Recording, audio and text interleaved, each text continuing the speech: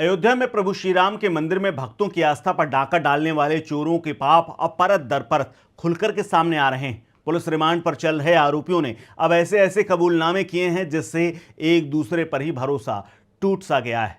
जिसने जिसने चोरी की घिनौना तरीका अपनाया, साफ साफ सब कुछ आमने सामने बैठते ही खुलकर सामने आ गया। इसके अलावा मंदिर ट्रस्ट के बड़े बड़े रसूखदार चेहरों से सीधे तौर पर पुलिस की रडार भले ही अभी ना पहुंची हो, लेकिन इन लोगों की पूछताछ और इन लोगों के खुलासे की वजह से मामला और बड़ा होता जा रहा है। दरअसल इस महालूट में जांच के नए एंगल और सनसनीखेज मोड़ आए हैं। पहला खुलासा इन आरोपियों यानी 3 लोगों की जिनकी कस्टडी पुलिस को मिली है, उन लोगों ने कबूल किया है कि वो हाईवे में बाग के किनारे बैठ करके पाप की कमाई यानी चोरी की कमाई का बंटवारा किया करते थे।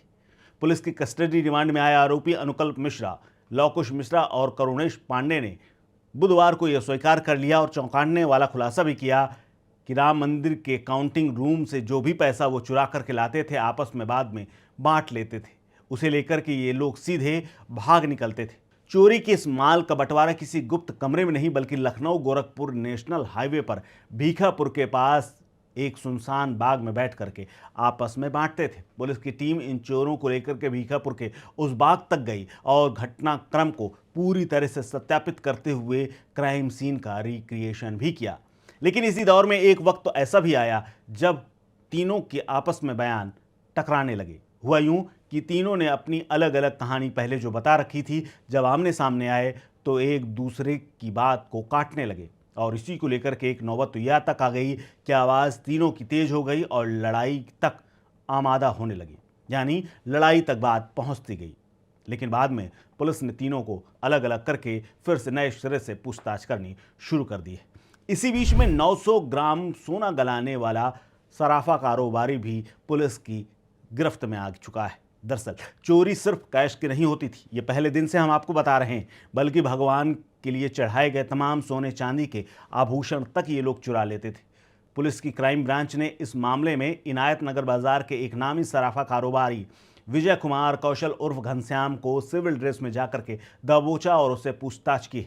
जांच में पता चला है कि आरोपी अनुकल्प मिश्रा ने इसी सुनार को लगभग 1 किलो यानी 900 ग्राम की अभी तक पुष्टि हुई है और वो चोरी का सोना गलाया था। सुनार ने इस पवित्र सोने को अवैध रूप से गलाया भी और उसके बाद वापस कर दिया। अब पुलिस ये पता लगा रही है कि इस सोने के बदले इन चोरों को कितनी रकम दी गई। इसके साथ ही पुलिस ने अनुकल्प के पिता रविंद्र मिश्र और चाचा रामेंद्र मिश्र को भी आमने सामने बैठा करके पूछताछ की है कि कहाँ से पैसा आया और कहाँ इन लोगों ने खर्च किया, क्योंकि अनुकल्प तो सिर्फ लेकर के आता था, खर्चे की प्लानिंग पूरा परिवार बैठकर बनाता था।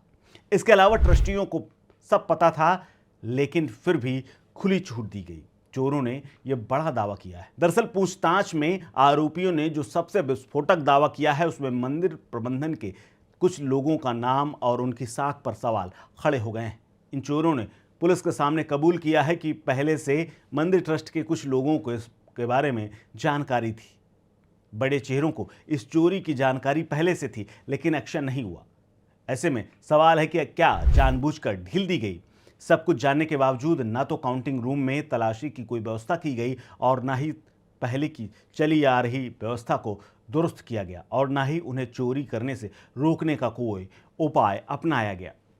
इसके अलावा अधिकारियों का वरदस्त सवाल यह है कि क्या आरोपियों को गणना प्रभारी रहे सुभाष श्रीवास्तव और मंदिर व्यवस्था से जुड़े हुए टिन्नू यादव का पूरा सहयोग और पूरा संरक्षण था। आरोपियों ने यह भी कहा कि उनकी चोरी पहले ही पकड़ी जा चुकी थी, लेकिन उनके खिलाफ कोई एक्शन लेने की बजाय उन्हें उसी सीट पर नोट गिनने के लिए छोड़ दिया गया। इसी बीच में चंपत राय और डॉक्टर अनिल मिश्रा पर पुलिस का शिकंजा कस सकता है और वो भी पूछताछ के दायरे में आ सकते हैं। इस बात की आशंका इसलिए भी है क्योंकि एसआईटी की शुरुआती रिपोर्ट के बाद अब यूपी पुलिस की जांच भी उन तक पहुंचती हुई नजर आ रही है जो सीधे ट्रस्ट के बड़े कर्ता धर्ता तक रहे हैं। उन तक भी पहुंचने की पूरी उम्मीद है, क्योंकि चोरों के इस बयान के बाद ट्रस्टी डॉक्टर मिश्रा और राय और व्यवस्थापक गोपाल राव तक धीरे धीरे गिरते हुए नजर आ रहे हैं। पुलिस अब इन बड़े चेहरों की भूमिका की गहराई से पड़ताल और जांच कर रही है कि आखिर किसकी शह पर भगवान के चढ़ावों पर यह संगठित डकैती चलती आ रही थी। आपको बता दें कि 40 घंटे की रिमांड में काफ़ी कुछ अब तक सामने आ चुका है, क्योंकि भ्रष्टाचार निवारण अधिनियम वाले विशेष न्यायाधीश की ओर से पुलिस को 40 घंटे की पुलिस कस्टडी दी गई थी, जिसमें क्षेत्राधिकारी आशुतोष तिवारी के नेतृत्व वाली टीम ने आरोपियों को पुलिस लाइन में रख करके एक एक राज उगलवाए। पुलिस को उम्मीद है कि गुरुवार को इन आरोपियों की निशानदेही पर भारी मात्रा में नकदी और चोरी के पैसों से खड़ी की गई तमाम बेनामी संपत्तियों के कागजात भी बरामद हो सकते हैं। ऐसे में रामलला के मंदिर में चढ़ावे की चोरी का यह मामला अब सिर्फ चंद कर्मचारियों की हेराफेरी तक नहीं सीमित, बल्कि एक महाघोटाला भी बनता नजर आ रहा है, जिसके तार ऊपर तक बैठे हुए सफेद पोशों तक पहुंच रहे हैं। देखना अब यह है कि क्या पुलिस इन बड़े नामों पर हाथ डालने की हिम्मत दिखा पाती है या फिर पहले ही कोई इनके हाथ बांध देता है। फिलहाल इस खबर को लेकर के आप क्या सोचते हैं, शेयर कीजिए अपनी राय, अपना ओपिनियन हमारे साथ। आप देख रहे हैं स्टेट मिरर।